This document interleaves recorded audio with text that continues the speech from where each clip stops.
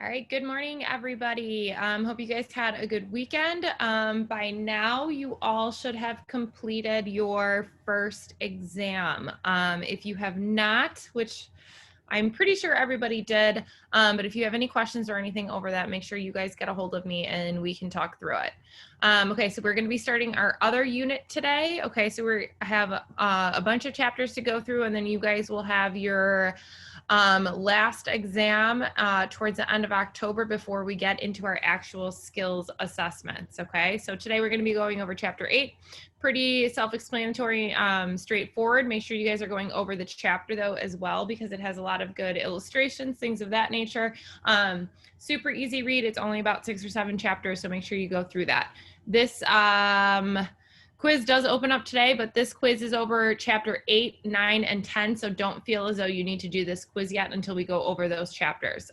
Just make sure also quiz 5 is also still open, and that will close out this weekend, so make sure you guys get that done so it is not late and you guys don't lose points on it. Okay, so we're going to be going over bleeding today. Okay, so the average adult or average size adult has about 5 or 6 quarts of blood, or 5 to 6 liters of blood within the body. Okay, so rapid loss can lead to shock and death, kind of like we talked about in the last chapters. But okay, a loss of 1 quart, 1 liter in an adult, and a loss of half a quart in a child can lead to shock or death. Okay, so hemorrhaging, which I'm sure you guys have all heard of, is a loss of a large quantity of blood in a short amount of time. Okay, there are different types of external bleeding. So there's arterial, venous, and capillary. So arterial, if you have bleeding like this, is going to be spurting. So you're going to see it like this. This is probably one of the most dangerous types of bleeding.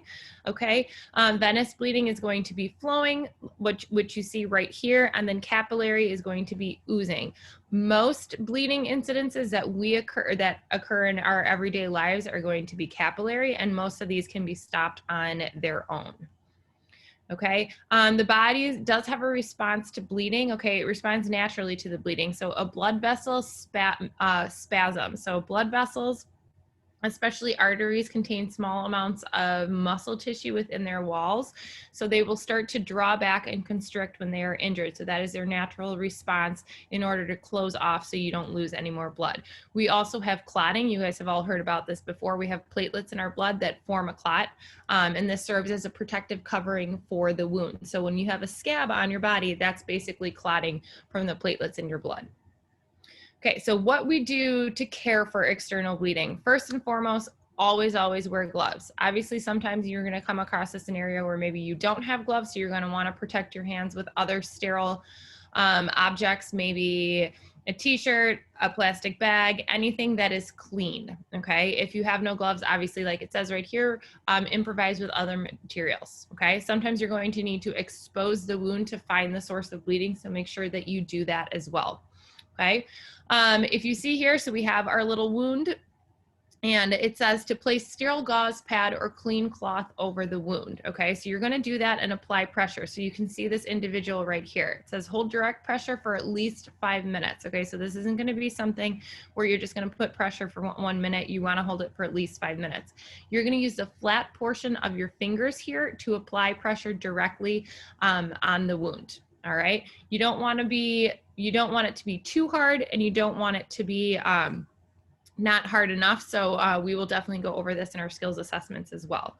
Okay, if the bleeding does not stop within 10 minutes, you are then going to add another dressing over the area that's a little bit wider and press harder. Okay, the key here is to not take off the first dressing. Okay, if there's any clots that have been formed, if you take off that first dressing, you risk of pulling those clots off. So you're going to want to apply a larger sterile bandage over the first one. Okay, again, apply pressure for the area for about 10 minutes to see if that happens, or to see if the bleeding can stop. You can also apply a pressure bandage over the dressing like we see right here. Okay, if bleeding does, however, continue, you're going to want to call 911. So you guys are going to need to remember this step right here. Okay, this is also when you would want to consider using a tourniquet if severe bleeding from the arm or the leg cannot be stopped. Okay, so if you still have severe bleeding after 15 minutes of applying that pressure with the gauze pads and it has not stopped, this is when you want to apply a tourniquet. You need to remember that tourniquets, however, can only be used on the arms and legs and should never be placed over a joint. Okay, so make sure you guys remember that aspect of this. Okay, obviously after you're done with that and you've applied the tourniquet, you're going to want to dispose of your gloves and wash your hands like we should with everything that we are doing. Okay, if the bleeding is then controlled, you're going to want to care for the wound. Okay, if needed, seek medical care. So you might need medical care for cleaning, stitches, tetanus immunization. Tetanus is a bacterial infection that can happen. A lot of you probably have this immunization. If you do not, this is something that could happen if you have an open sore or an open wound. So you might need to go to the hospital and get that as well. Okay.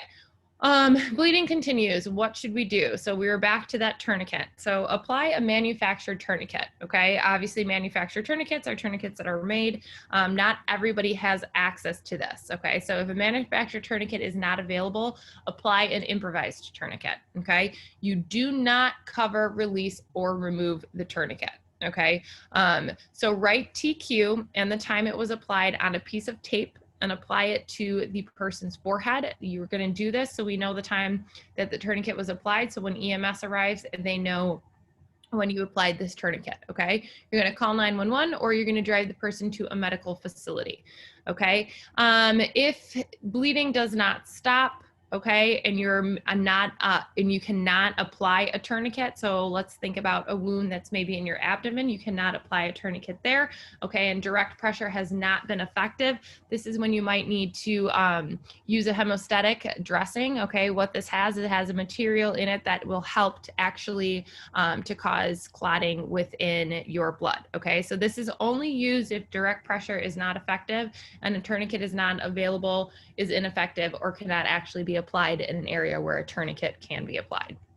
Okay, we will go over this obviously in our skills sessions, but just to go over this really quickly. So if you see this black thing right here, this is your manufactured tourniquet. Okay, so to apply the tourniquet, you would apply it about 2 inches above the wound. So let's pretend the wound is right about here. You see this individual applying it 2 inches above. So you want to make sure you're applying it above the wound, not below the wound. Okay, you're going to twist the rod until it stops bleeding. So there's this rod right here that you twist. It's going to apply pressure, okay, and then you're going to secure the rod in place. Okay, it's nice to have these because they're easy to work with, okay, and you don't have to manufacture your own. Okay, again, then you're going to write TQ for tourniquet and the time that it was applied on a piece of tape, and then you're going to stick it to the person's forehead like we see right here.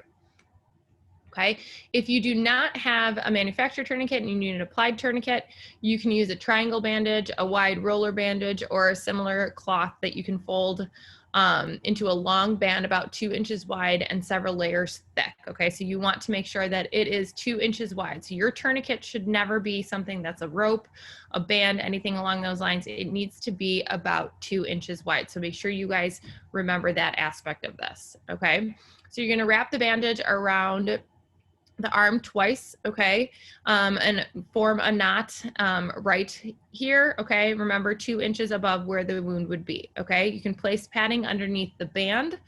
All right, then we're gonna go into the next step of this and we're gonna place a short rigid object into the knot and then tie a square knot over it. So if you can see right here, this is also in your book, they're using a screwdriver, okay? So they've put that screwdriver through the knot, they have tied a square knot over it. So now what she is going to do, she's going to twist the object around like this, okay? So she's going to twist that screwdriver around to really get the tourniquet nice and tight, and then she's going to secure the object in place with the tourniquet as well, okay? Last step, just like all the other ones, you're going to write TQ and the time that it was applied on a piece of tape, stick it to the person's forehead so we are aware of when this tourniquet was applied. Okay. Lastly, if we're talking about internal bleeding, sometimes this is a lot harder to find. Okay. So you're not going to see actual bleeding outside of a wound or something like that. Okay.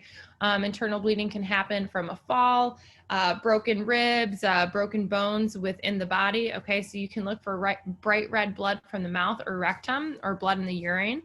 Okay. Vaginal bleeding, that's not menstrual bleeding. Vomited blood, black fowl spelling terry stools, pain, tenderness, bruising, or swelling, and broken ribs, bruises over the chest, or a rigid abdomen. Those are all things to look for internal bleeding. Okay, what you're going to do with internal bleeding, you're going to monitor their breathing. Okay, you can expect vomiting. If they do vomit, you are going to want to turn them on their sides, okay, to protect them. Treat the person for shock. Treat internal bleeding in the extremity by applying a splint, okay? We will go over this at a later date, so don't worry about that too much this second, okay? And then obviously seek medical care immediately. Okay, if you see bruises, what to do, you're going to want to apply ice pack over the injury for at least 20 minutes. Okay, this will calm down the blood vessels and constrict them.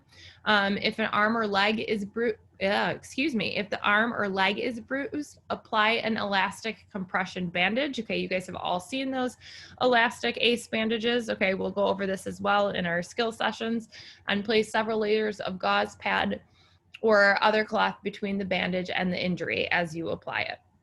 Okay. All right. As you guys can see, this is a pretty straightforward chapter. Okay. There's nothing too crazy in here. Please make sure you listen through this lecture as long as go through the book as well. Okay. There are a lot of you that are not looking at these lectures or reading through these lectures. Okay. I have it set up on Facebook that I can tell if people are looking at them. So please read or view through these lectures. It's only going to help you, okay, in the long run when we get into our skills assessments, okay? If you have any other questions, let me know. Otherwise, I will check back with you guys later this week and let you know the schedule for next week. All right, guys, have a good weekend.